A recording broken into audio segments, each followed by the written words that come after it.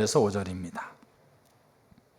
여호와께서 이와 같이 말씀하시되 하늘은 나의 보좌요 땅은 나의 발판이니 너희가 나를 위하여 무슨 집을 지으랴. 내가 안식할 초소가 어디랴. 나 여호와가 말하노라. 내 손이 이 모든 것을 지었으므로 그들이 생겼느니라. 무릇 마음이 가난하고 심령에 통회하며 내 말을 듣고 떠는 자, 그 사람은 내가 돌보려니와. 소를 잡아 드리는 것은 살인함과 다름이 없이 하고 어린 양으로 제사 드리는 것은 개의 목을 꺾음과 다름없이 하며 드리는 예물은 돼지의 피와 다름이 없이 하고 분향하는 것은 우상을 찬송함과 다름이 없이 행하는 그들은 자기의 길을 택하며 그들의 마음은 가증한 것을 기뻐한즉 나 또한 유혹을 그들에게 택하여 주며 그들이 무서워하는 것을 그들에게 임하게 하리니 이는 내가 불러도 대답하는 자가 없으며 내가 말하여도 그들이 듣지 않고 오직 나의 목전에서 악을 행하며 내가 기뻐하지 아니하는 것을 택하였음이라 하시니라. 여호와의 말씀으로 말미암아 떠는 자들아 그의 말씀을 들을지어다. 이르시되 너희 형제가 너희를 미워하며 내 이름으로 말미암아 너희를 쫓아내며 이르기를 여호와께서는 영광을 나타내사 너희 기쁨을 우리에게 보이시기를 원하노라 하였으나 그들은 수치를 당하리라 하셨느니라. 아멘. 우리가 하나님의 선교에 동참하는 것, 하나님이 창조하시고 구속하신 그 하나님의 놀라운 일을 하나님은 지금도 여전히 행하고 계시고 그 일에 우리가 동참하는 것이 하나님의 선교에 동참하는 겁니다. 그래서 이 하나님의 선교에 동참하기 위해서 우리가 여러 가지 부분들을 살펴가고 있는데 그 중에 하나가 하나님의 선교에 동참하기 위해서 하나님께서 우리에게 주신 가장 핵심적인 수단이 말씀. 그러니까 이 말씀을 통해서 우리는 하나님의 선교에 동참하는 거죠. 이 하나님의 선교에 동참하기 위해서 우리에게 말씀을 주셨는데 이 말씀에는 하나님의 기준이 담겨져 있어요. 하나님 자신이 누구인지, 하나님의 목적이 뭔지, 그 목적을 이루신 하나님의 길이 뭔지 이런 것들이 말씀 안에 다 담겨져 있어요. 그래서 우리는 말씀을 보면 그 말씀 안에서 하나님의 기준을 발견할 수가 있는 거죠. 근데 우리 가운데 많은 사람들이 말씀을 보고 교회 다니는 사람이건 교회 안 다니는 사람이건 말씀을 보는 겁니다. 말씀을 보는데 왜 말씀 안에 담겨진 하나님의 기준을 보지 못할까? 그 기준을 보고 하나님의 목적을 보고 하나님의 길을 보고 그 앞에 섰을 때 그 삶은 하나님의 선교에 동참하는 하나님의 생명이 그 삶 가운데 실제가 되는 일들이 일어나는데 왜 그렇게 되지 못할까? 이런 부분들을 우리가 이렇게 봤을 때 핵심적으로 중요한 게 뭐냐면 하나님 말씀을 통해서 우리가 하나님의 기준을 볼 수 있는 그 능력이 우리 가운데 있어야 돼요. 하나님의 말씀을 통해서 하나님의 기준을 볼 수 있는 능력을 우리는 영적 분별력이라고 얘기합니다. 근데 그 영적 분별력은 하나님이 우리에게 주시는 거예요. 그러니까 하나님께서 우리에게 주시는 영적 분별력이 있어야만 우리는 그 말씀 안에서 하나님의 기준을 봐요. 우리가 세상을 바라볼 때도 우리 가운데 지혜가 있고 분별력이 있어야지 어떤 상황에서 이거는 이거고 이거는 이거다라고 우리가 분별할 수 있는 거잖아요.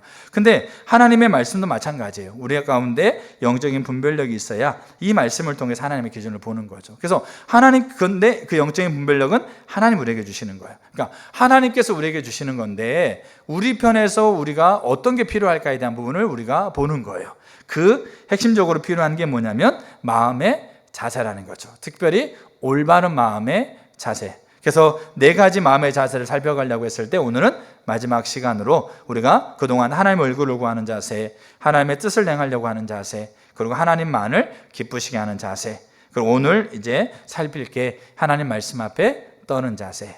그러니까 이 4가지의 자세, 그 외에도 여러 가지 부분을 살펴갈 수 있겠지만 특별히 대표적으로 이 4가지의 자세는 사실 하나와 똑같아요. 그래서 같이 다 연결되어 있고 이 이야기가 이 의미를 가지고 있고 이 자세가 이 의미를 가지고 있는 거예요. 그래도 우리가 좀 더 이렇게 그 특징적인 요소들을 살펴가기 위해서 그렇게 분리해서 살펴가고 있는 거죠. 오늘은 하나님 말씀 앞에 떠는 자세에 대한 부분들을 좀 보려고 합니다. 그 이사야서 66장은 이사야서의 마지막 장이죠. 그래서 하나님께서 이스라엘 백성을 회복하시겠다는 하나님의 약속을 하나님께서 하시는데 그때 하나님께서 어떤 자들을 돌보시느냐. 하나님이 내가 이 모든 걸 내 손으로 지었다. 그리고 이 모든 것을 내가 보호하시고 지키고 인도하고 이끌고 생명을 함께 하겠다. 근데 그 하나님의 은혜를 어떤 자들이 누리냐 이거죠. 그게 이 66장 2절에서 마음이 가난하고 심령이 통회하며 내 말을 듣고 떠는 자, 그 사람을 내가 돌보겠다라는 거죠. 그러니까 하나님께서 핵심적으로 말씀하고 있는 게 뭐냐면 하나님 말씀 앞에 떠는 거예요. 그럼 하나님 말씀 앞에 떤다는 말이 뭐냐? 우리가 이 부분을 우리가 좀 이렇게 살펴갈 필요가 있습니다. 자, 그래서 오늘 그러면 자, 요한복음 성경 먼저 한번 볼까요? 요한복음 8장 31절 한번 보겠습니다. 요한복음 8장 31절.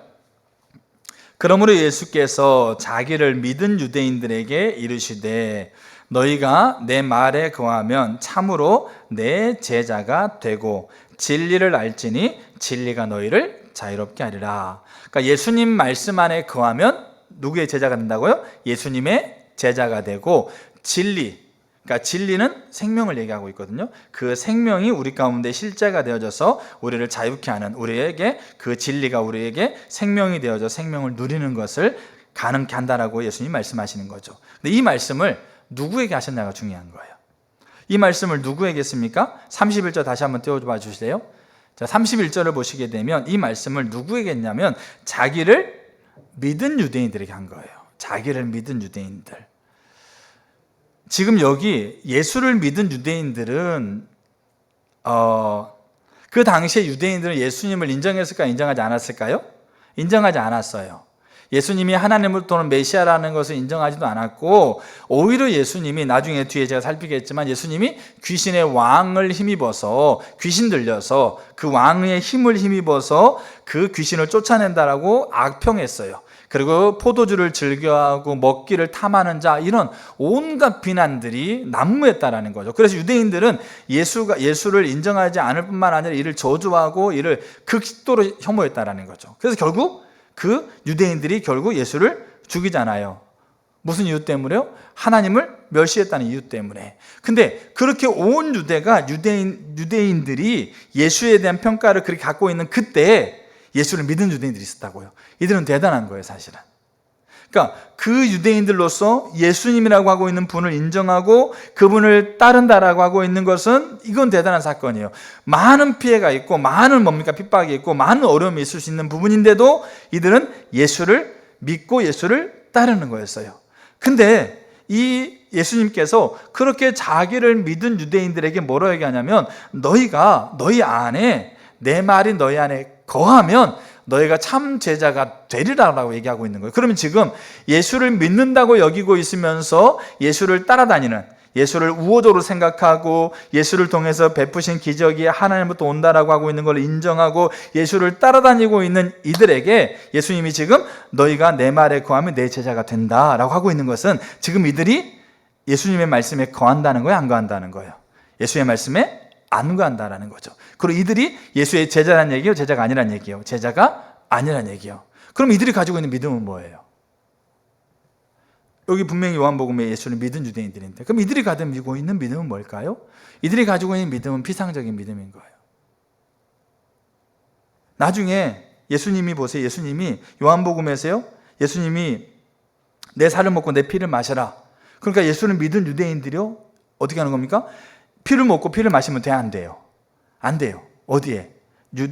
뭡니까? 구약 성경에 나와 있는 그 하나님의 계명에서. 그러니까 이들은 음식을 해도 피와 같이 음식을 하지 않았거든요. 근데 예수님 내 피를 먹고 내 살을 먹으라 그러니까 예수를 믿은 유대인들이 예수를 떠나는 거예요. 그리고 나중에는 예수를 십자가에 못 박힌 그런 자리에서 그 예수를 십자가에 못 박히라고 그렇게 소리 외쳤던 자들이 바로 이들인 거죠.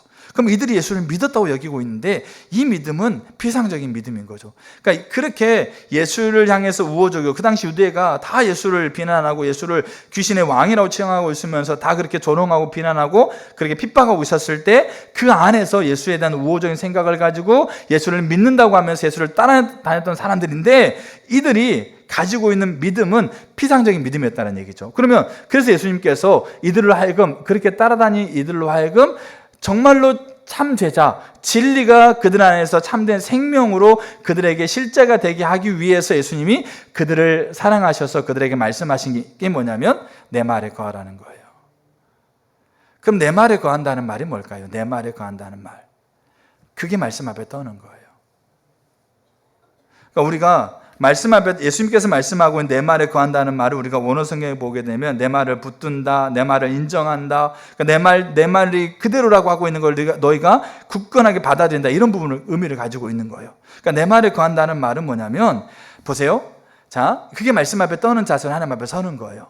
그 하나님 앞에 떠는 자세라고 하고 있는 것은 자신의 신앙적인 전통, 자신의 경험, 자신이 여태까지 가지고 왔던 지식, 당시의 팽배한 신앙관, 사람의 평가 등 그런 것들이 어떠하든지 간에 그 모든 걸 내려놓고 하나님의 말씀이, 그 말씀 그대로의 말씀이 나의 생명이라고 하고 있는 것을 인정하고 하나님 앞에 서는 거예요. 그게 하나님 말씀 앞에 떠는 거예요. 그 자세를 가지고 하나님 말씀 앞에 서시라는 거예요. 근데 그 당시에 예수를 믿었다라고 하고 있는 유대인들은 여전히 뭘 가지고 있겠어요? 자기들이 가지고 있는 전통, 자기들이 가지고 있는 경험을 가지고 예수를 따라다니고 있었다는 거죠. 그래서 예수님께서 그거를 내리고 그 다음에 내 말이 유일한 생명이라고 하고 있는, 그 내 말 그대로의 말이 유일한 생명이라고 하고 있는 것을 너희들이 인식하고 너희들이 그것을 인정하고 내 앞에 서라라고 얘기하고 있는 거예요. 그게 말씀 앞에 떠는 거예요. 그래서 이 이사야 66장에서도 내 말로 인하여 떠는 자를 내가 돌보겠다라고 얘기하는 부분입니다. 그래서 우리가 가지고 있는 우리의 믿음 안에서 이 유대인들처럼 피상적인 믿음으로 가지고 있으면서 나중에 살피겠지만 몇 가지 뭡니까? 말씀들, 몇 가지 들었던 말씀들을 가지고 그 말씀이 전부인 것처럼 우리가 하나님 앞에 우리가 서는 부분들이 우리 가운데 너무나 많이 있을 수가 있다는 거죠. 자, 그래서 이제 예수님께서 자기를 믿은 유대인들에게 내 말에 거하라고, 말씀 앞에 떠는 자세로 내 앞에 서라라고, 내 말 앞에 서라라고 얘기하고 있는 거예요. 예수의 말은 하나님의 말씀이니까 그렇게 서라라고 얘기하고 있는 거죠. 그래서 예수님께서 이렇게 내 말에 거하면 내 제자가 된다라고 하고 있는데, 이 말에 하나님 말씀 앞에 떤다라고 하고 있는 것에 중요한 두 가지 요소를 볼 수 있어요. 우리가 그래서 그 부분을 보려고 합니다. 첫째 요소가 뭐냐면, 그러니까 말씀 앞에 떠는 자세의 두 가지 핵심적인 요소예요. 하나가 뭐냐면, 하나님께서 의도하신 그대로의 말씀이 우리의 생명이 되는 거예요. 하나님께서 의도하신 그대로의 말씀이 우리의 생명이 되는 거죠. 자, 이거를 우리가 이렇게 분명하게 우리 가운데서 이렇게 인식할 필요가 있다라는 거죠. 자, 그 아래 세 가지를 좀 나누려고 합니다. 첫째, 우리도 하나님 말씀을 버릴 수 있습니다. 그러니까 저 여러분들도 하나님 말씀을 버릴 수가 있습니다. 자, 성경을 제가 이렇게 두 구절 읽어드릴게요. 하나가 호세아 4장 6절입니다. 내 백성이 지식이 없으므로 망하는도다. 내가 지식을 버렸으니 나도 너를 버려 내 제사장이 되지 못하게 할 것이요. 내가 내 하나님의 율법을 잊었으니 나도 내 자녀를 잊어버리리라. 자, 요한복음 5장, 구약의 호세아서 하나, 그 다음에 신약의 요한복음 5장을 보겠습니다. 5장 46절. 모세를 믿었더라면 또 나를 믿었으리니 이는 그가 내게 대하여 기록하였습니다. 그러나 그의 글도 믿지 아니하거든 어찌 내 말을 믿겠느냐 하시니라. 자, 여기 보시게 되면 호세아 6장에서는 하나님께서 이스라엘 백성들에게 뭘 버렸다고요? 하나님을 아는 지식을 버렸다라는 거예요. 그 다음에 여기 요한복음 5장에서는 그 당시 종교 지도자들에게, 바리새인들을 비롯한 종교 지도자들에게 모세의 글도 믿지 않았다고 얘기하고 있어요. 여러분, 이들은 모세의 글 외에 자기의 소망을 준 사람들이에요. 사두개인, 바리새인들, 사두개인들은 모세 오경만 믿었고 바리새인은 구약성경 전체를 믿었고, 근데 모세의 글은 이스라엘 백성들, 유대인들 모두가 대응되는 거죠. 그 모세의 글에, 즉 뭡니까? 창세기, 출애굽기, 레위기, 민수기, 신명기, 이 5권의 성경 위에 자기의 소망을 둔 사람들이에요. 이들은 철저하게 말씀을 연구하고 말씀을 지키고 말씀대로 살아가려고 그렇게 노력했던 자들이에요. 근데 하나님께서 예수님을 통해서 말씀하신 게 뭐냐면 모세를 안 믿고 있다는 거죠. 그리고 모세의 글, 하나님의 말씀도 믿고 있지 않는다. 호세아 4장 6절에서는 하나님을 지식을 버렸다. 여러분, 버렸다라는 것은 하나님의 말씀을 내가 알지 못한다는 것도 아니고, 하나님의 말씀이 하나님의 말씀이라고 내가 인정하지 않는다는 것도 아니고, 하나님의 말씀을 내가 연구하지 않는다는 것도 아니에요. 근데 하나님께서 지금 누구보다도 말씀을 연구하고 말씀대로 살려고 하고 있었지만, 하나님께서 지금 이들에게 하고 있는 평가는 하나님 말씀을 어떻게 한다는 겁니까? 버렸다고 얘기하고 있는 거예요. 이 부분에 대해서 이것에 대해서 우리가 하나님의 관점을 이해하지 못하면 너무나도 우리가 혼돈될 수가 있다는 거죠. 자, 그러면 그 말이 어떤 의미인가에 대한 부분들을 이사야 30장 한번 보겠습니다. 자, 이사야 30장 9절 한번 볼까요? 예레미야와 요한복음에서 이제 호세아 선지자를 통해서 그 다음에 예수님을 통해서 그들이 말씀을 버렸다고 그랬는데, 자 보세요. 자, 30장 9절을 보시게 되면, 대저 이는 패역한 백성이요 거짓말하는 자식들이요 여호와의 법을 듣기 싫어하는 자식들이라. 그들이 선견자에게 이르기를 선견하지 말라. 선지자들에게 이르기를 우리에게 바른 것을 보이지 말라. 우리에게 부드러운 말을 하라. 거짓된 것을 보이라. 너희는 바른 길을 버리며 첩경에서 돌이키라. 이스라엘의 거룩하신 이를 우리 앞에서 떠나시게 하라 하는도다. 이게 누구의 관점이겠어요? 이게 하나님의 관점이에요. 그 당시 이스라엘 백성들이 하나님을 향해서 이렇게 얘기했다는 얘기예요. 자, 그러면 우리가 한번 생각해 볼 때 이 이사야 시대 때 이스라엘 백성들은 철저하게 제사를 지낸 사람이거든요. 절기 때마다 월사, 한 달에 매울 첫날에, 그 다음에 안식일은 철저하게 지켰고, 금식은 말할 것도 없고, 하나님 앞에 헌금 철저하게 드렸고, 이런 자들인데, 이런 자들이 하나님 앞에 제사를 지내면서 하나님 우리에게 바른 길을 가르치지 마세요. 하나님 우리에게, 여기 성경에 나와 있는 것처럼 하나님 우리에게 하나님의 길을 지도하지 마세요. 우리에게 부드럽고 우리가 듣기에 좋은 말, 우리가 듣기에 너무나도 행복한 말을 하나님 해주세요. 이렇게 얘기했겠냐고요. 그들이 선지자 찾아가가지고 목사님 우리에게 선지자 우리에게 하나님의 길을 가르치지 마세요. 왜 우리가 하나님의 길을 가르치려고 해요? 이 얘기한 것처럼 하나님의 길을 가르치지 말고 우리에게 바른 거 보이지 말고 우리에게 부드러운 거 얘기해 주세요. 이스라엘의 거룩한 자를 우리에게서 떠나게 해주세요. 그렇게 가서 얘기했겠냐고요. 제사 지내고 있는 분들이. 여러분 가운데 저에게 와서 그렇게 얘기한 사람은 없어요. 근데 하나님께서 봤을 때는 그들이 그렇게 얘기하고 있다 하는 거죠. 그 말은 뭐겠어요? 그들이 철저하게 뭘 버렸다라는 거예요? 철저하게 하나님 말씀을 버렸다라는 거예요. 철저하게 하나님 말씀 앞에 그들이 서고 있지 않다라는 거죠. 그러면 하나님은 뭘 가지고 이런 얘기를 하고 있는 거일까요? 무엇을 가지고 이런 부분들을 얘기하고 있을까? 그러니까 우리도 하나님 말씀을 버릴 수 있다라는 거죠. 우리가 하나님 말씀 앞에 떠오는 자세를 우리가 살펴가면서요, 우리가 정말로 하나님 말씀 앞에 떠오는 자세가 있는가를 점검하셔야 돼요. 그 말씀 그대로가 나의 생명이 된다라고 하고 있는 이 분명한 인식이 있는가를 우리가 살펴보셔야 돼. 왜냐하면 그렇지 않으면 넘어져요. 나중에 제가 마지막으로 보겠지만, 자, 십자가 복음이라는 책에서 이 부분에 대해서 그럼 뭐가 문제였는가를 이렇게 얘기를 해요. 자, 한번 읽어드릴게요. 문제는 그들의 삶에 있었습니다. 그들은 하나님께 많은 희생과 예배와 기도를 드렸을지 모르지만 그들의 삶은 전혀 하나님 말씀, 즉 하나님의 기준에 합한 삶이 아니었습니다. 그러면서 그들은 선지자들이 자신들이 듣기 좋아하는 부드러운 메시지를 전해주기를 원했습니다. 그리고 그들은 이사야 등을 통해 그들의 삶에서 근본적인 회개와 변화를 촉구하는 하나님의 메시지가 전파될 때 그것을 싫어했습니다. 실제로 그들은 그러한 메시지를 전하는 이사야를 참다운 선지자로 받아들이지도 않았습니다.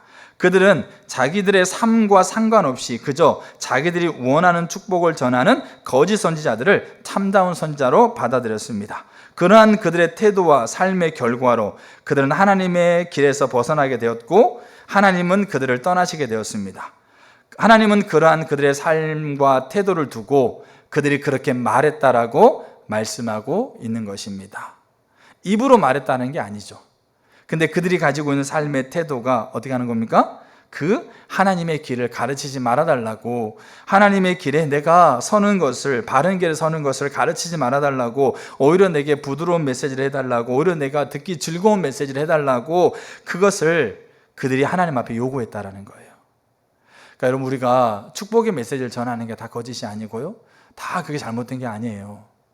자, 이제 그 뒤편을 보면 알아요. 첫 번째가 뭐냐면, 그러니까 하나님의 말씀 그대로가 나의 생명이 된다는 인식.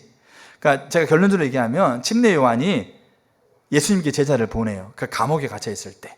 그러니까 감옥에 갇혀 있지 않았으면 그가 직접 찾아갔을 거예요. 찾아가서 마태복음 11장에서 뭐라고 물어보냐면 오실 그이가 당신입니까? 이렇게 물어요. 근데 이거는 침례 요한이 하나님 말씀 앞에 떠는 자세를 가지고 묻는 거예요. 그 말은 무슨 말이냐면 오실 그이가 당신입니까? 묻죠. 그럼 예수님 뭐라고 대답할 거예요? 그러니까 대답한 것을 자기가 판단하고 분석해가지고 그것을 받아들일지 말지를 결정하겠다는 게 아니에요. 말씀 앞에 떠는 자세를 가지고 예수님 앞에 사람 보내서 오실 그이가 당신입니까? 라고 물어봤을 때 그분이 대답하는 대답이 내가 정답이라고 받아들이겠다는 자세예요. 그분이 만약에 내가 아니다, 메시아가 아니다, 그러면 그것조차도 그가 받아들이려고 하고 있는 자세를 가지고 있는 거예요. 그게 말씀 앞에 떠는 거예요. 이 지금 여기 하나님 말씀이 그 말씀 그대로가 나의 생명이라고 하고 있는 그 인식은 그 자세를 가리키는 거예요. 우리가 다 인정해요. 하나님 말씀이 나의 생명이라고. 하나님 말씀 우리의 생명이고 우리의 뭡니까? 은혜이고 우리에게 놀라운 하나님의 그 생명을 누리게 하는 거라는 것을 다 인정해요. 근데 말씀 앞에 떨지 않아요. 그럼 어떻게 하는 겁니까? 말씀을 듣고 그 말씀을 내가 가지고 환경과 상황을 빗대가지고 판단해보고 그렇게 해가지고 그 말씀을 내가 선택하려고 하는 자세가 너무나 팽배해요. 성경이 이걸 교만이라고 표현해요. 그런데 교만한 자들은 넘어져요. 그래서 마태복음 11장에서 침례 요한의 사건을 통해서 결론이 뭐냐면 11장 6절에 나 때문에 실족하지 않는 자가 복이 있다 이거예요. 그 자세가 아니면 실족할 수밖에 없어요. 우리도 언제든지 하나님의 말씀을 버릴 수가 있어요. 우리도 예수를 믿는 유대인처럼 언제든지 하나님을 믿는다고 하지만 그 믿음이 피상적인 믿음으로 말씀 앞에 거하지 않는 자리에 우리도 어느 때든지 우리가 거할 수 있다고 해요. 너무나 우리가 우리 자신들을 정말 하나님 말씀 앞에 설 때 말씀 앞에 떠는 자세를 가지고 서는 게 너무나 필요한 거예요. 그래서 하나님께서 내 말을 인하여 떠는 자를 내가 돌보겠다고. 하나님이 돌보시겠다고 하면 돌보시는 거고 그 돌보심을 이미 십자가에서 이미 완성하셨는데 그럼 하나님께서 그 돌보심을 실제로 누리게 하는 자들을 이 시대에 부르시는데 그 부른 자들이 올바른 마음의 자세를 갖는 자들이라는 거죠. 하나님 얼굴을 구하고 하나님 말씀을 행하려고 하고 하나님만을 기쁘시게 하고 그리고 하나님 말씀 앞에 떠는 것. 자, 우리도 언제든지 하나님 말씀을 버릴 수 있어요. 자, 두 번째, 거짓이 있어요. 거짓. 예레미야 시대 때 거짓이 오늘 이 시대의 거짓과 똑같아요. 자, 거짓 있어요. 자, 예레미야 6장 13절 한번 볼까요? 예레미야 6장 13절. 자, 자막 나올 거예요. 이는 그들이 가장 작은 자로부터 큰 자까지 다 탐욕을 부리며 선지자로부터 제사장까지 다 거짓을 행한다. 거짓 행한다고 그랬잖아요. 그럼 거짓 행하는 게 뭐냐? 그들이 내 백성의 상처를 가볍게 여기면서 말하기를 평강하다 평강하다 하나 평강이 없다. 그러니까 우리가 거짓이라고 하고 있는 게 뭔가를 이제 우리가 여기서 봐야 돼요. 근데 이게 말씀 앞에 떠는 자세가 없이 하나님 앞에 서면 그 말씀이 거짓이 될 가능성이 정말로 너무 높아요. 자, 보세요. 자, 예레미야 시대 때 그 예레미야가 살고 있는 그 시대 때 이스라엘 자기 나라가 망합니다. 자, 3차에 걸쳐 전쟁이 벌어져요. 블레셋과의 전쟁이 3차, 3번에 걸쳐 벌어지거든요. 그래서 이 3번에 걸치면서 이스라엘이 점점 3번의 전쟁을 다 패해요. 그리고 마지막 3번째 전쟁에서 이제 유다가 망해요. 자, 전쟁에서 패하면서 너무나 불안한 거죠.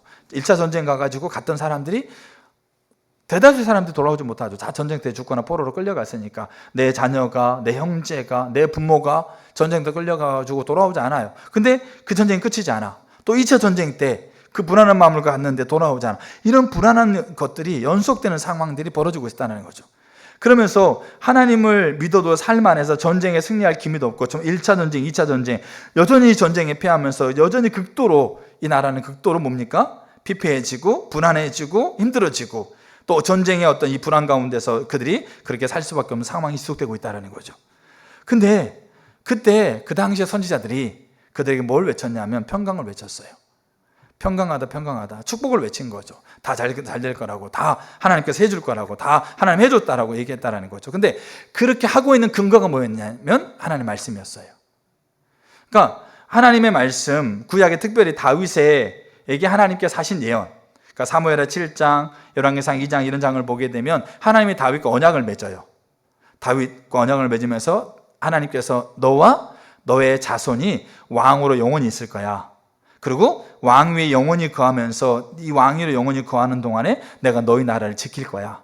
그게 하나님께서 다윗에게 하신 언약이고 너를 통해서 영원한 왕이 이 땅에 올 거야 라고 하고 있는 게 다윗에게 하고 있는 언약이에요. 사무엘하 7장에 나와 있는 그 언약이 이 이 당시에 예레미야 시대 때 이스라엘 백성들에게 하나님의 축복을 선언하고 있는 이들의 말씀의 근거였어요. 보라, 하나님께서 다윗에게 우리의 뭡니까? 그 왕의 사울 왕이 있었지만 이제 다윗의 왕조 족보가 있으니까 다윗에게 하나님 허락하셨던 이 놀라운 약속이 있지 않느냐. 다윗의 자손이 왕으로 영영 있을 거다. 지금 우리가 살고 있는 전쟁터에 있는 이 시대에 누가 왕을 하고 있었어요? 다윗의 자손이 왕을 하고 있었어요. 그리고 하나님께서 그 다윗의 자손이 왕으로 있는 동안 영원히 왕으로 있게 하시고 그 하나님께서 그 왕위를 든든하게 하기 위해서 하나님이 지킨다고 하지 않으셨냐? 지금 다윗의 자손이 왕으로 있고 하나님이 그렇게 말씀하신 대로 우리를 지키고 있다. 그러니까 우리에게 기쁨이고 평안이고 이 문제도 다 하나님께 다 해결하셨다. 이렇게 얘기했다라는 거예요. 더 나아가서 다윗의 뒤를 이어 솔로몬이 왕이 됐어요. 솔로몬이 성전을 짓죠. 그 성전이 지금 그대로 존재하고 있었거든요. 솔로몬이 성전을 지으면서 하나님 앞에 기도해요. 하나님, 우리가 어떤 상황이 있든지 이 성전을 향해서, 성전 안에서, 성전 앞에서, 성전을 위해서 성전 앞에 가서 하나님 앞에 기도하면 하나님께서 우리가 어떤 상황에 있든지 하는 그거 다 하나님께서 해결해 주세요. 그래 기도하고 있는 거죠. 역대 6장에서. 그때 역대 7장에서 하나님이 그에 응답하세요. 내가 다 들어주겠다. 내가 다 해주겠다. 근데 지금 그 성전이 어디가 있어요? 그 성전이 지금 전쟁터에 그 나라가 불안하고 있는 그 예루살렘, 이스라엘 한복판에 그 성전이 있는 거예요. 그들은 어떻게 보면 매일매일 성전에 기도하러 갔어요. 매일매일 뭡니까? 그들은 성전에 제사하러 갔어요. 그러면서 어떻게 하는 거죠? 하나님께서 그 이름을 두시겠다고 하셨던 그 솔로몬이 기도했던 대로 하나님께서 다 이루겠다고 하고 있는 그 성전이 여기 있다. 우리는 지금 그 성전을 향해서 기도하고 가고 있고 그 성전 안에서 우리가 하나님께 제사 지내고 있다. 성전 안에서, 성전 앞에서, 성전을 향하여, 그게 솔로몬의 기도에 다 들어있어요. 우리는 성전을 향해서, 성전 안에서, 성전을 위하여 우리가 그렇게 하나님 앞에 예배드리고 있다. 그러니까 하나님께서 우리를 안전하게 하실 거다. 하나님 우리를 평안하게 하실 거다. 그렇게 외쳤다라는 거죠. 근데 평강이 없어요. 그들 안에 전쟁의 승리가 없어요. 이것이 거짓이라는 거예요. 하나님의 말씀이 거짓이 아니고 하나님께서 하신 말씀, 하나님이 거짓이 아니라 그 하나님의 말씀을 거짓되게 하는 일이 이때 일어나고 있다는 거죠. 그럼 그게 뭐가 문제냐 이거죠. 문제는 우리가 아까 십자가복음에 나왔던 것처럼 하나님 백성들이 하나님을 떠났어요. 말씀 앞에 떨면서 그 말씀 그대로의 말씀이 자신의 생명이라고 하고 있는 그 가치에서 떠났어요. 그래서 뭡니까? 하나님의 길을 버리고 타락한 본성대로 살아가요. 내가 보고 내가 듣고 내가 느끼는 것대로 판단해서 살아가요. 그러니까 하나님께서 그들을 떠나고 그 하나님은 그들을 떠나면서 하나님의 심판이 그들 코앞에까지 와 있어요. 근데 그 당시 종교 지도자들은 그들 백성들의 환심을 사기 위해서, 그들을 통해서 뭡니까? 자기 유익을 얻기 위해서 하나님의 평강을 외치고 있죠. 근데 그 근거는 말씀이에요. 성경은 예레미야 6장에서 평강이 없다라는 거예요. 그리고 이 성전을 향해서 기도하는 자들 향해서 뭐라고 그러냐? 무익한 거짓말을 의존한다. 하나님 말씀이 오늘날 이렇게 변해버렸다는 거죠. 무익한 거짓말. 하나님 말씀이 오늘날 아무런 힘이 없이 바뀌어버린 그 결정적인 이유가 뭐냐면 하나님 말씀 앞에 서는 사람들이 하나님 말씀 그대로의 말씀이 자기의 생명이라고 하고 있는 떠는 자세가 없는 거예요. 그래서 하나님 말씀이 그렇게 말씀하셔도 나중에 제가 보겠지만 예수님은 철저하게 달랐거든요. 하나님 말씀이 그래도 그 말씀 앞에 자기의 생각이 끼고 자기의 경험이 끼고 자기의 이야기가 끼고 자기의 환경이 끼는 거예요. 그러니까 이리저리 보고 저리 보고, 그래서 하나님 말씀 앞에 정말로 우리가 그 말씀 그대로 하나님 내 생명이라고 하고 있는 그 자세를 가지고 말씀 앞에 서는 게 너무나도 우리 가운데 많이 무너진 거예요. 이 당시에 예레미야 시대 때 성경을 가지고 그렇게 인용하고 있지만 저도 예외가 아니에요. 저도 이 자리 안에 너무나도 쉽게 빠질 수 있는 그런 약한 자예요. 우리 모두가 마찬가지예요. 그렇기 때문에 우리가 매 순간 말씀 앞에 설 때 그 말씀이 내 말씀 그대로가 나의 생명이라고 하고 있는 자세를 끝까지 지키려고, 그 자세를 잊어버리지 않으려고, 그 자세가 내가 있는가를 점검하면서 그 말씀 앞에 우리가 서야 된다는 얘기예요. 그게 하나님께서 이사야 66장에 내 말을 인하여 떠는 자를 내가 돌보겠다라고 하고 있는 하나님의 약속인 거죠. 그래서 예레미야 시대 때 거짓은 그런 거를 거짓이라고 그래요. 남을 속이는 것이 그게 아니고 말씀을 가지고 얘기하지만 그 말씀이 실제가 그들 가운데 없는데 계속해서 그 말씀을 가지고 평강을 외치고 있고 잘 된다라고 괜찮다라고 될 거라고 얘기하고 있는데 없는 거잖아요, 사실은. 그래서 결국 나라가 망하잖아요. 무익한 거짓말을 의존하게 만드는. 근데 하나님 말씀은 무익한 거짓말이 아니거든요. 1.1획도 변함없이 다 이루어지는 거거든요. 다 이루어졌고 앞으로 이루어질 거예요. 우리는 그 영원성을 가지고 있는, 태초부터 그 이전부터 존재하셨고 이 시대의 말까지 존재하시고 영원까지 존재하고 있는 그 하나님의 그 영원성, 신실성 앞에 우리가 있는 거예요. 우리가 지금 한 지점을 보면서 우리는 이걸 가지고 판단하면서 다 됐네 안 되네 그러지만 하나님 보고 있는 시간표 안에서 우리가 보게 되면 얼마나 부끄러운지 몰라요. 근데 중요한 건 뭐냐면 우리 안에, 하나님 백성들 안에 하나님의 말씀 그대로의 말씀이 나의 생명이라고 하고 있는 것에 대한 분명한 인정과 인식이 우리 가운데 있어야 돼요. 그 자세를 가지고 말씀 앞에 서면, 그럼 그 말씀에서 내게 뭐라고 말씀하시든지 그게 생명으로 여기는 자들은 그걸 받아들이고 그 앞에 내 자신을 세우게 된다는 거죠. 거기에 하나님 뜻을 행하고 하나님을 기쁘시게 하고 하나님 얼굴을 구하고 이런 것들이 그 안에 다 포함되어 있는 거예요. 자, 첫 번째, 세 번째 한번 볼까요? 예수님과 사단의 결정적인 차이가 이거예요. 자, 보세요. 마태복음 4장 한번 보겠습니다. 마태복음 4장 5절을 보면, 여러분 마귀도 말씀을 인용하는 거 아시죠?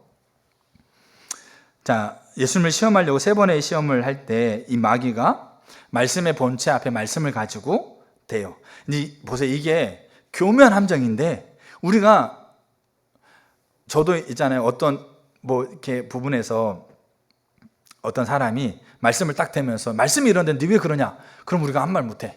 왜? 말씀이 그렇게 써져 있으니까. 너 왜 그렇게 안 돼? 그럼 우리가 말씀이 그건데 우리가 그렇게 얘기하면 나는 그렇게 안 되고 있는 거 보면서 우리가 아무 말도 못 한다는 거죠. 아무 말도. 그러니까 이 지금 이렇게 하고 있는 거, 이 사단이 말씀을 예수님 앞에 들이대요.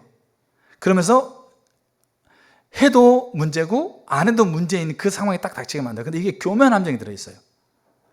우리가 그걸 잘 이해할 필요가 있어요. 이게 결정적인 차이인데, 자, 마태복음 4장 5절 보세요. 이에 마귀가 예수를 거룩한 성으로 데려다가 성전 꼭대기에 세우고 이르되 내가 만일 하나님의 아들이여든 뛰어내리라. 기록되었을 때, 여기 기록됐다는 말이 어디 계세요? 성경 구약에 쓰여 있다라는 거죠. 안 믿는 사람이 말씀 가지고 우리 앞에 와서 이렇게 말씀이 이런데 너 왜 네 삶 가운데 안 이러냐라고 딱 대면 우리 가운데 실제로 안 되거든요. 안 되는 것처럼 여기거든요. 그러니까 우리가 그 말씀을 딱 대면 우리 가운데 뭐가 되는 거죠? 우리가 막 주춤거린다는 거죠. 근데 이 사단도 지금 말씀을 가지고 기록되었을 때, 구약에 기록된 말씀을 가지고 이렇게 기록되었으니까 네가 이렇게 해야 되지 않겠느냐? 이렇게 얘기하고 있다는 거죠. 자, 그가 너를 위하여 그의 사자들을 명하시리니 그들의 손으로 너를 받들어 발이 돌에 부딪히지 않게 하리로다 하였느니라. 이 말씀 예수님도 알아요? 이 말씀에 이렇게 기록됐잖아. 그러니까 네가 지금 뛰어내리면 지금 말씀이 이렇게 돼 있으니까 이 말씀대로 지금 일이 이루어질 거 아니야. 알겠죠? 네가 하나님이고 네가 하나님의 아들이니까 이 말씀대로 네 삶 가운데 다 이해가 될 거 아니냐. 그러니까 뛰어내리면 이 말씀대로 될 거 아니야. 그럼 뛰어내려 보라는 거예요. 그럼 어떻게 하시겠어요? 말씀을 대놓고 말씀대로 이렇게 네가 믿는 하나님이 사실이고 살아있다고 한다면 하나님이 이렇게 말씀하시잖아. 그 말씀대로 돼야지. 한번 해봐. 그럼 어떻게 하시겠어요? 해도 문제고 안 해도 문제가 되는 거예요. 예수님이 이 교묘한 함정에 빠졌어요. 그때 예수님이 뭐라고 말씀하시냐면 또 이르시되, 예수께서도 이르시되 또 기록되었을 때, 예수님 동일하게 말씀을 얘기하세요. 자, 그러면 이게 왜 함정인가를 봐야 돼요. 오늘날 우리가 하나님 말씀을 가지고 우리가 이 부분 안에 우리가 섰을 때 우리 안에 말씀 앞에 떠는 자세가 우리 가운데 필요한 부분을 이곳에 잘 볼 수 있어요. 자, 사단이 일단 말씀을 인용해요. 사단이 인용한 말씀은 시편 91편에 나와 있는 말씀이에요. 자, 시편 91편 한번 볼게요. 자, 기록되었다는 말이 시편 91편 11절 12절에 기록되어 있어요. 그가 너를 위하여 그의 천사들을 명령하사 내 모든 길에서 너를 지키게 하심이라. 그들이 그들의 손으로 너를 붙들어 발이 돌에 부딪히지 아니하게 하리로다. 자, 그러면 여기 지금 마태복음 4장에서 자, 그가 너를 위하여 그의 사자들을 명해서 그들의 손으로 너를 받들어 발이 돌에 부딪히지 않게 하리라고 성경에 기록됐다. 근데 시편 91편에 그대로 기록되어 있어요. 그가 너를 위하여 그의 천사들을 명해서 그들이 그들의 손으로 너를 붙들어 발이 돌에 부딪히지 않게 하리로다라고 그대로 기록된 거예요. 근데 보세요. 사단이 그럼 이 말이 그러면 높은 곳에 뛰어내리면 그걸 이렇게 천사들이 받쳐주겠다는 말이냐? 그 말을 의미하고 있지 않아요. 이 말에서 사단은 지금 자기가 하나님 말씀 맞아요? 하나님 말씀 맞는데 자기가 필요하고 자기가 원하는 대로 그 말씀을 어떻게 하고 있어요? 그 말씀을 자기 마음대로 인용하고 있는 거예요. 그래서 여기 보시게 되면 이게 가장 대표적인 거예요. 그러니까 사단이 말씀의 본체 앞에서 말씀을 가지고 시험하는데, 근데 교묘한 이 함정이 담겨지는 게 뭐냐면 이 시편 91편 11절 12절에서 사단이 어떤 단어를 빼버려요. 그 단어가 뭐냐면 너의 모든 길에서 너를 지킨다는 것을 빼버려요. 그리고 너를 위해서 그의 천사들을 명령하셔서 그들의 손으로 너를 받들어 발에 부딪히지 않게 한다. 마치 여기서 뛰어내리면 천사들을 하나님 명령해서 마치 하나도 안 다치게 그렇게 땅에 돌에 하나 부딪히지 않게 그렇게 내려오는 것과 같은 말씀이 돼버려요. 이게 함정이라는 거예요. 말씀을 대는데, 말씀을 가지고 하는데 그 말씀이 문맥 안에서 뭔 말인지 몰라. 안 믿는 사람들이 하나님의 관점과 기준을 모르기 때문에 말씀을 가지고 그 문장 가지고 될 수 있어. 근데 그 말씀이 뭘 의미하는지는 몰라. 그 말씀에 담겨있는 하나님 기준도 몰라. 하나님 의도도 몰라. 하나님께서 어떤 의도를 가지고 어떻게 말씀하고 있는지 몰라. 그리고 그 문장을 가지고 딱 얘기한다라는 거죠. 그러면 그 문장이 들어가 있으니까 우리는 그 문장의 앞뒤 문맥 안에서 그게 어떤 의미를 가지고 있고 우리가 무슨 걸 초청하고 있는지 우리가 그걸 알지 못하면 그 말씀이 있으니까 마치 그렇게 되는 것처럼. 근데 내게 없어. 그러니까 내가 뭡니까? 뭔가 이렇게 하나님이 거짓인 것처럼 그렇게 여긴다라는 거죠. 그게 사단의 방법이에요. 내 모든 길에 너를 지키게 한다는 것을 딱 떼버리고 앞뒤 붙여버리니까 어떻게 되는 거예요? 예수님이 지금 말씀대로 지금 뛰어내리면 그걸 지금 해야지 네가 하나님이라는 걸 증명할 수 있다는 게 돼버리는 거잖아요. 이렇게 하고 있는 게 신천지고 이만희시고 이렇게 하는 게 정명석시고 이렇게 하는 게 여호와 증인이고 이렇게 하는 게 통일교회예요. 그대로 성경 가지고 갑니다. 그리고 말씀 한 구절 딱 떼가지고 그 구절 마치 전부인 것처럼 앞뒤의 문맥만 조금만 봐도 하나님이 가지고 있는 하나님의 관점에서 하나님과의 친밀한 관계에서 하나님의 사랑 안에서 하나님이 가지고 있는 의도 안에서 말씀을 보면 그 말씀 안에서 말씀을 떠는 자세를 가지고 그렇게 말씀 앞에 서갔으면 그 말씀 안에 있는 하나님의 의중과 의도가 우리에게 보일 텐데 그렇게 하지 않아요. 그래서 이 한 구절, 한 단어 아니면 한 구절 안에서도 자기가 원하는 대로 빼버리고 이거 붙여가지고 마치 그거인 것처럼 이게 지금 사단이 하고 있는 방법이에요. 그렇게 되니까 그 상황 안에서 뛰어내렸을 때 천사가 발을 붙들어 주서 돌에 부딪히지 않게 하는 것처럼 돼버리는 거죠. 이게 사단이 사용하고 있는 방법이었어요. 자, 사단은 말씀을 인용해요. 말씀을 갖다 들이댑니다. 근데 말씀하신 하나님 의도대로 인용하지 않아요. 철저하게 자기가 생각하고 자기가 가지고 있는 관점들을 인용하면서 그걸 댄다고요. 근데 자, 예수님은 달라요. 자, 요한복음 12장 한번 볼까요? 요한복음 12장 50절. 요한복음 12장 50절을 보게 되면 그 앞에 그런 게 있어요. 50절 이제 끝인데 47절 한번 보세요. 사람이 신약성경 169페이지인데 여기 떴네. 사람이 내 말을 듣고 지키지 아니할지라도 내가 그를 심판하지 아니하노라. 내가 온 것은 세상을 심판하려 함이 아니요 세상을 구원하려 함이라. 됐죠? 자, 내 말을 듣고 내 말을 지키지 아니할지라도 예수님은 그를 심판하지 않는다는 얘기죠. 이걸 잘 아셔야 돼요. 자, 근데 48절 이런 얘기를 해요. 나를 저버리고 내 말을 받지 아니하는 자는 심판할 리가 있으니 곧 내가 한 그 말이 마지막 날에 그를 심판하리라. 7절하고 8절하고 뭔가 다르죠. 예수님 말을 듣고 지키지 아니하도 내가 심판하지 않는다고 그랬는데 또 48절에 가서는 내 말을 그대로 그렇게 받지 않으면 심판하겠다는 걸 얘기하는 거죠. 자, 그럼 이 말의 의미가 뭔가를 우리가 보셔야 돼요. 예수님이 지금 만약에 자기가 임의대로 무슨 말을 했는데 그 무슨 말을 자기 임의대로 했던 것에 대해서 그 사람이 지키고 지키지 않는 것에 의해서 자기는 그를 심판하지 않겠다는 얘기예요. 근데 내 말을 받지 않으면 심판할 리가 따로 있어서 그분이 심판하겠다는 거죠. 그러면 그분이 심판하는 건 뭡니까? 내 말이 내가 자의로 하는 게 아니고 내 말이 누구로부터요? 하나님으로부터 온 그 말을 하기 때문에 그 말을 안 받는 사람은 심판을 받게 된다는 얘기예요. 자, 예수님이 만약에 자의로 만약에 했던 것에 대해서 그들이 받아들이고 안 받아들이고 있는 것에 대해서 예수님이 심판하지 않겠다는 얘기인데, 근데 여기서 말은 예수님은 자, 이 47과 48절에 그런 의미를 가지고 있어요. 자, 근데 50절이 결론이에요. 뭐라고 얘기하냐면, 나는 그의 명령이 영생인 줄 아노라. 그러므로 내가 이르는 것은 내 아버지께서 내게 말씀하신 뭐라? 그대로라. 이게 예수님이 말씀 앞에 떠는 자세예요. 예수님이 자유로 얘기했던 것에 대해서 지키는 안 지키는 것에 예수님이 심판하지 않겠다 분명히 얘기하고 계셨어요.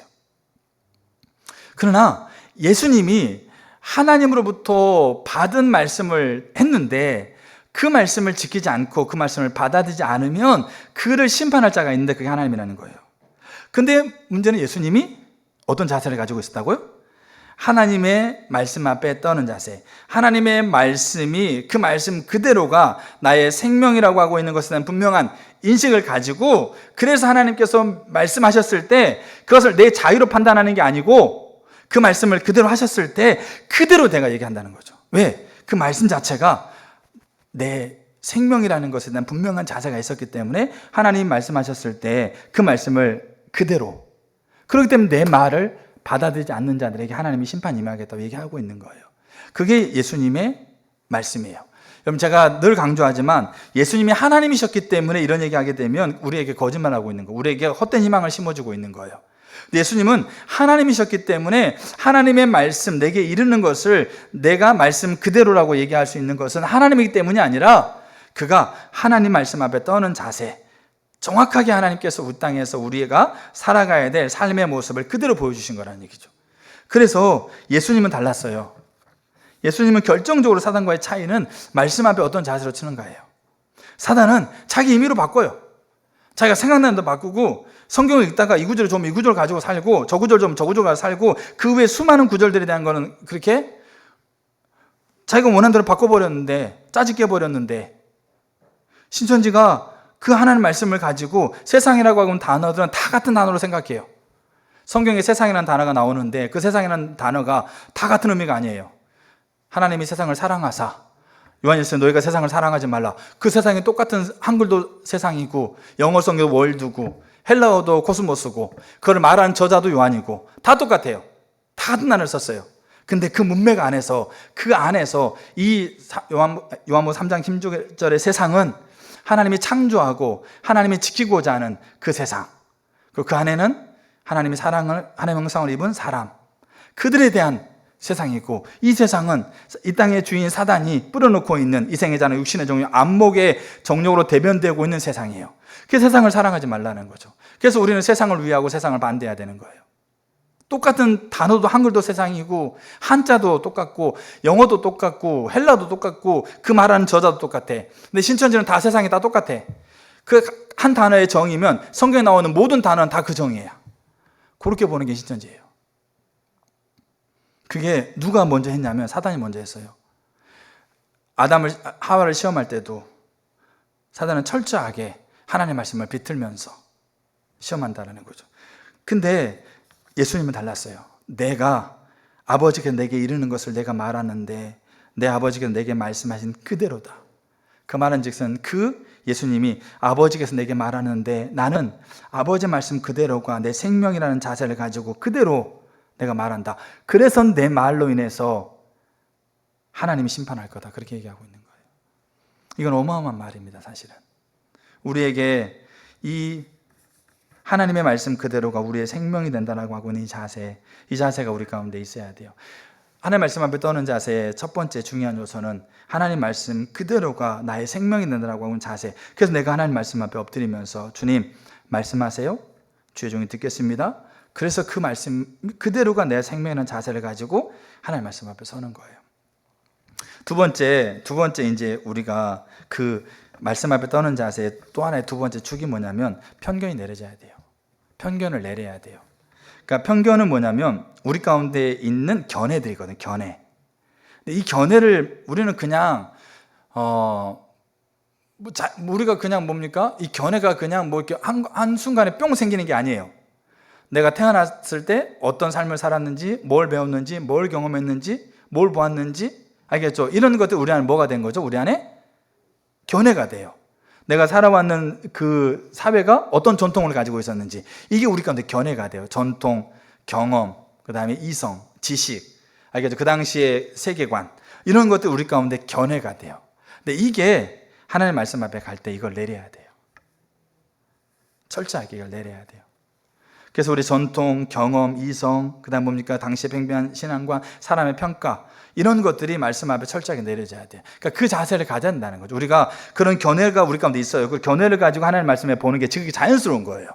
왜? 우리는 그 견해가 우리 가운데 어떤 사람을 대할 때, 어떤 환경을 대할 때 자연스러운 그런 견해니까, 그게 때로는 그게 지혜라고 표현하게 돼요. 근데 그런 부분들을 가지고 하나님 말씀 앞에 서려고 하는 게 아니라 그거를 철저하게 내리고 하나님 말씀 그대로가 하나님의 우리의 생명이라고 하고 있는 자세를 가지고 우리가 그렇게 하나님 말씀 앞에 서야 된다는 거죠. 우리가 이 편견이 내려지는 게 참 중요한 게 뭐냐면, 제가 두 가지만 예를 들게요. 하나가 뭐냐면 전통이에요.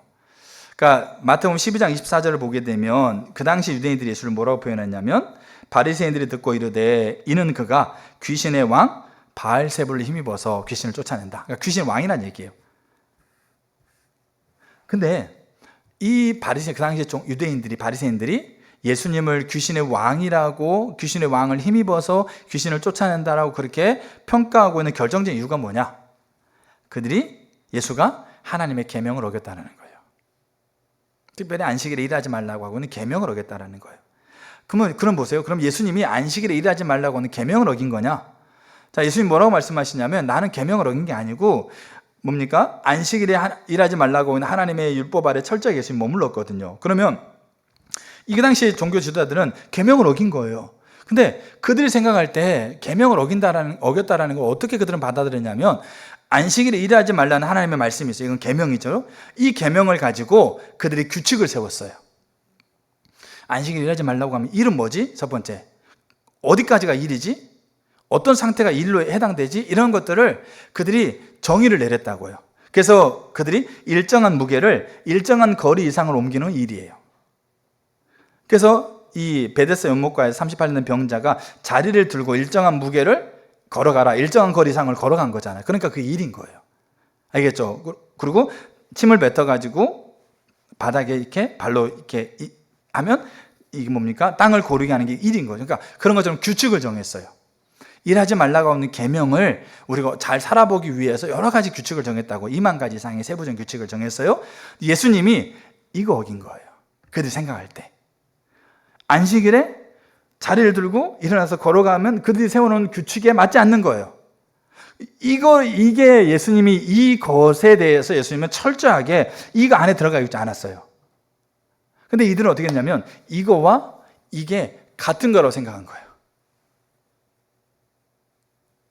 그게 전통이에요. 하나님의 계명을 가지고 그들이 오랜 시간 동안 그들이 그 계명을 잘 지키기 위해서 만들어 놓은 규칙, 그게 전통인 거죠. 이 것에 대해서 어긋난 것이에요, 예수님이.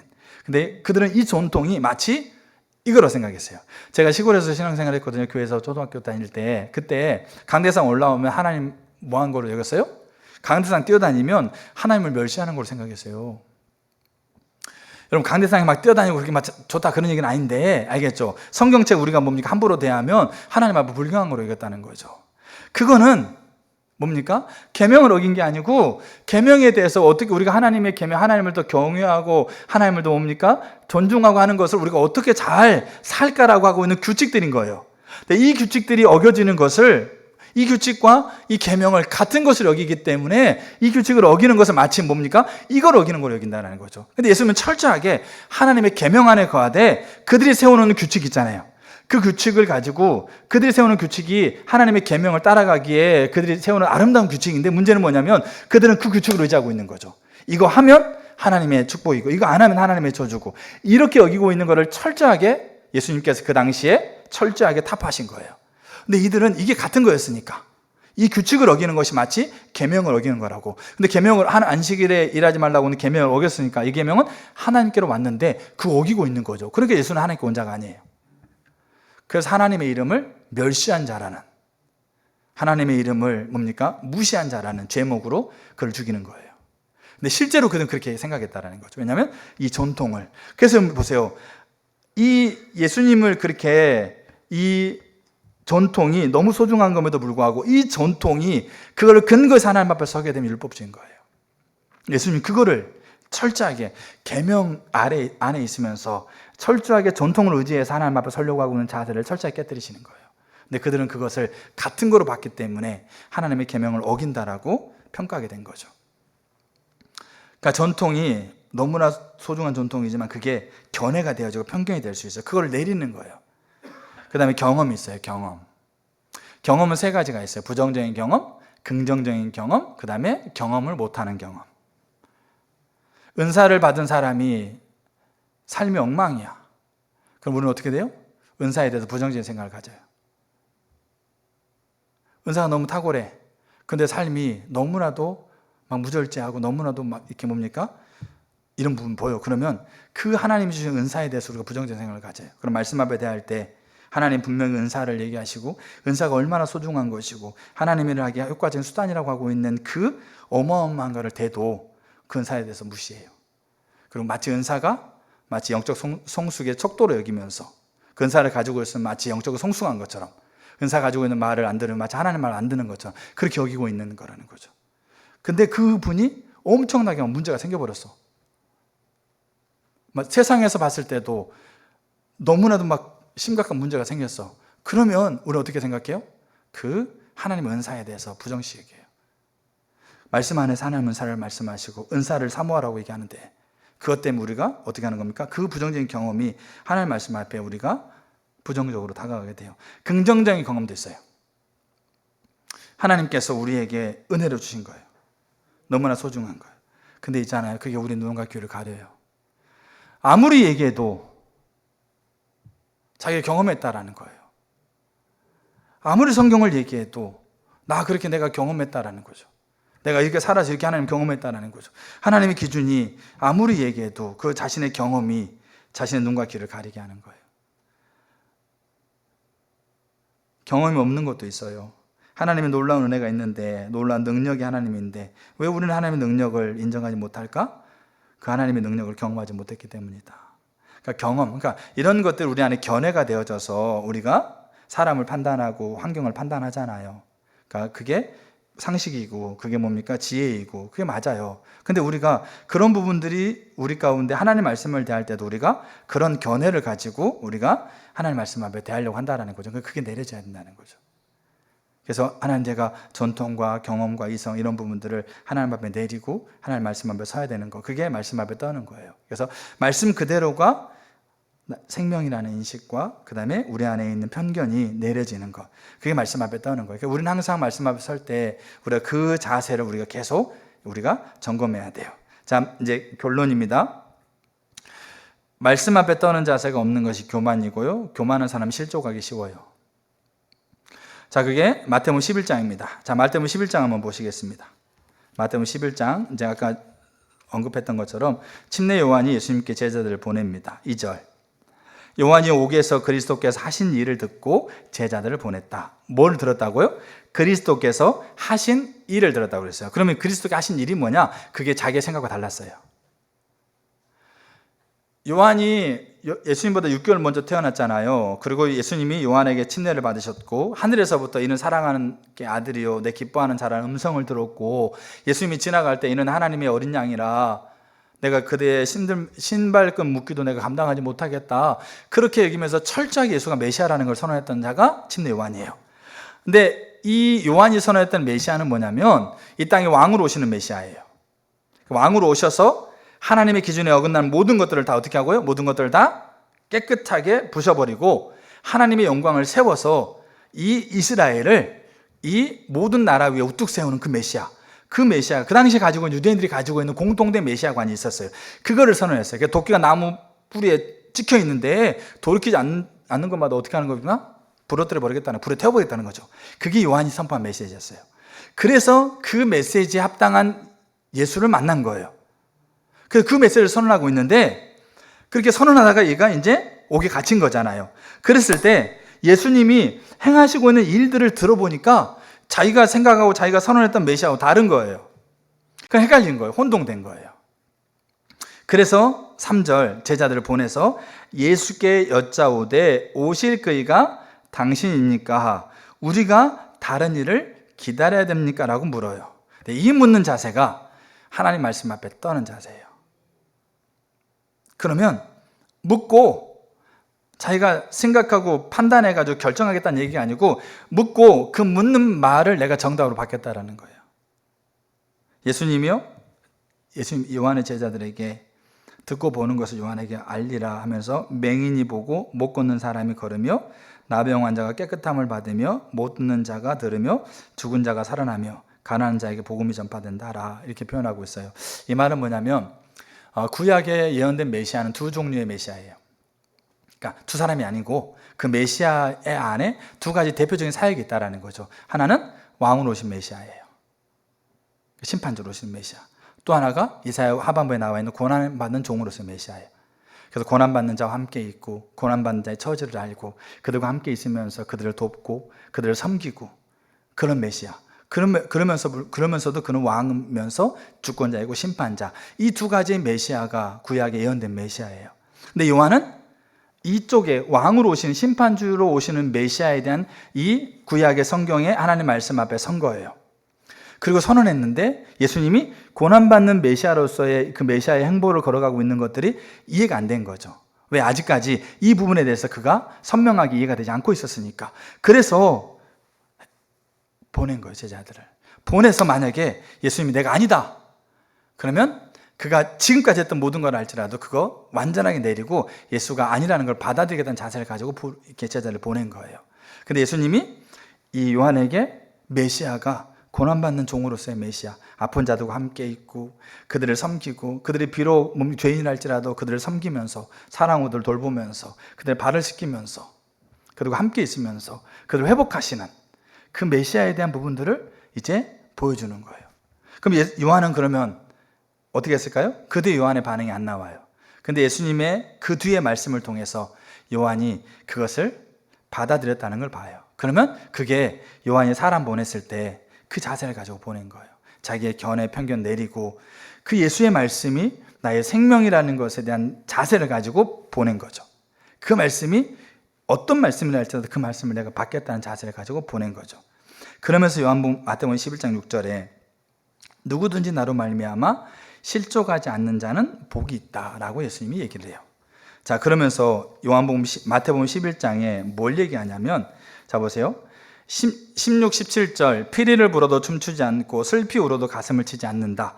18절 요한을 귀신 들렸다고 평가했다. 19절 예수님을 먹기를 탐하고 포도주를 즐기는 사람 세리와 죄인들의 친구라고 그렇게 불렀다. 20절 예수님이 권능을 가장 많이 베푼 곳에서 회개하지 않았다. 25절 지혜롭고 슬기로운 자에게는 숨기고 어린아이에게 나타냈다. 이게 마태복음 11장에 나와 있는 내용이에요. 그 뭘까요? 실족하는 자와 실족하지 않는 자에 대한 부분을 얘기하고 있어요. 이들이 피리를 불어도 슬피 울어도 반응하지 않는 것. 요한이 하고 있는 행보가 이들이 뭡니까? 이들이 귀신 들렸다고. 예수님이 하고 있는 행보를 향해서 뭡니까? 먹기를 탐하는 자, 포도주를 즐기는 자. 그러니까 그렇게 판단했다는 거죠. 그렇게 평가했다는 그 말은 뭐겠어요? 예수가 하고 있는 사역이 그들에게 아무 소용이 없는 거예요. 예수님 권능을 많이 베풀어도 하나님의 놀라운 기적적인 사건을 베풀어도 그들이 회개하지 않는 거예요. 그 얘기가 지혜로운 자들에게 숨기고 슬기로운 자들에게 숨기고 어린아이에게 나타난다는 얘기가 마태복음 11장 그 위에 11장 6절 나로 인해서 실족하지 않는 자 복이 있다라고 얘기하면서 그게 뭔 의미인가를 쭉 설명하고 있어요. 근데 이 실족하지 않는 것의 핵심이 침례 요한의 사건이에요. 침례 요한이 말씀 앞에 떠는 자세를 가지고 예수님 앞에 섰을 때 예수가 말씀하고 있는 그 말씀이 생명이라고 자기 편견을 내리고 그 말씀 앞에 섰을 때 예수의 대답 앞에 그 자신이 정답으로 맞고 앞에 엎드리는. 그럼 오늘날 우리는 예수님이 계셨으면 우리가 예수님한테 물어보면 되잖아요. 근데 우리는 예수님이신 뭐가 있는 거죠? 예수님이신 말씀이 있는 거예요. 태초에 말씀이 계시니라 그 말씀이 하나님과 함께 계셨고 그 말씀이 곧 예수 그리스도. 그러니까 우리는 말씀 앞에 설 때 누구를 서는 거예요? 침례 요한이 제자들에게 예수님에게 제자 보내서 그 앞에 서는 것과 똑같이 우리는 성령님을 통해서 우리는 그 말씀 앞에 서는 거예요. 그럼 우리가 가지고 있어야 될 자세는 뭐냐? 이 말씀 자체가 우리의 생명이라고 하고 있는, 그 내가 가지고 있는 경험과 지식과 그 뭡니까? 그 전통들을 다 내리고 말씀 앞에 우리가 서는 게 필요하다는 거죠.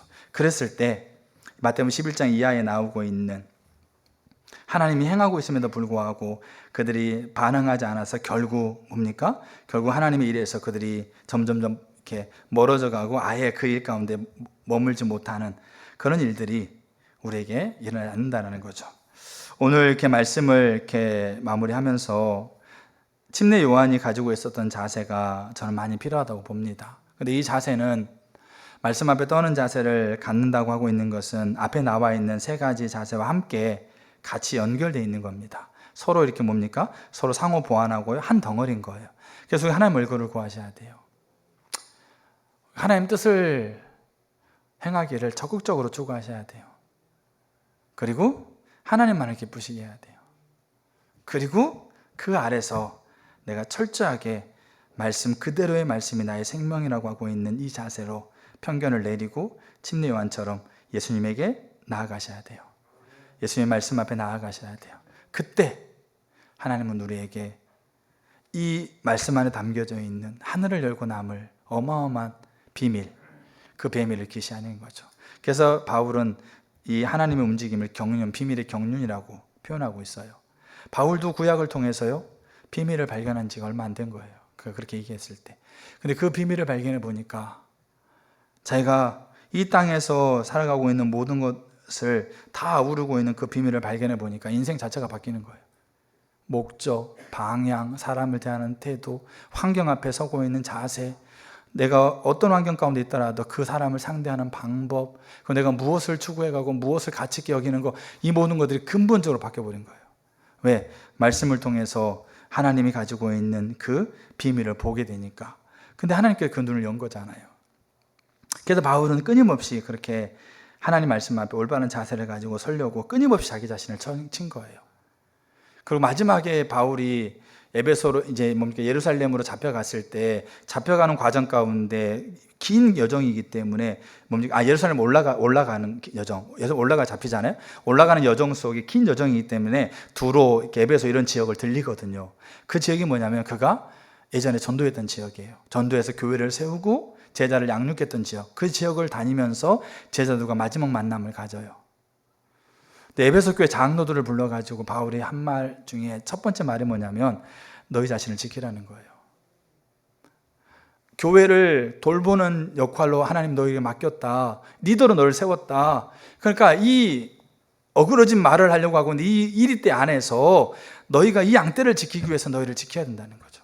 철저하게 하나님 말씀 앞에 무장되어지고 철저하게 그 말씀대로 살고 그렇게 무장되지 않으면 이 때 안에서 그 양떼를 지키기 위해서 너에게 세워진 그 역할을 제대로 감당할 수 없다는 거죠. 그게 바울이 사도행전 후반부에 하고 있는 에베소 교회 장로들에게 마지막 하고 있는 권면이에요. 그래서 어그러진 말을 하는 세대 속에서 철저하게 말씀을 무장되라고 얘기하고 있어요. 자신을 지키라고. 그게 자신의 삶이었어요. 바울의 삶. 바울이 지금 예루살렘 올라가면 잡혀서 죽는다는 얘기를 계속 듣고 가잖아요. 근데 그거를 어떻게 하는 겁니까? 이 하나님의 기준으로 판단해 가잖아요. 그러면서 그 길을 걸어가는 거예요. 그렇게 그 바울의 뒤를 따라갔던 사람들이 초기 기독교 사람들이고요. 그 뒤를 이어가는 사람이 저 여러분들인 거죠. 그러면 똑같은 하나님의 관점 안에서 우리가 말씀 앞에 설 때 우리에게 이러한 자세가 우리 가운데 세워지기를 원합니다. 그리고 이런 자세를 가지고 하나님 말씀 앞에 서도록 우리 자신들을 계속 점검하시고 내가 정말 말씀 앞에 떠는가? 말씀 앞에 섰을 때 이 말씀이 말씀하고 있는 그대로의 말씀이 나의 생명으로 내가 지금 받아들이려고 앞에 서는가? 우리가 이런 부분들을 내가 지금 말씀 앞에 섰을 때 내 생각, 내 경험, 내 전통, 내 환경 이런 것들이 더 철저하게 내려지고 있는가? 우리 이런 부분들을 우리가 말씀 앞에 설 때 좀 점검해 보시고요. 그리고 그 자세로 하나님 말씀 앞에 서기를 힘쓰는 한 분 한 분 되기를 축복합니다. 우리 같이 찬양 같이 하도록 하겠습니다.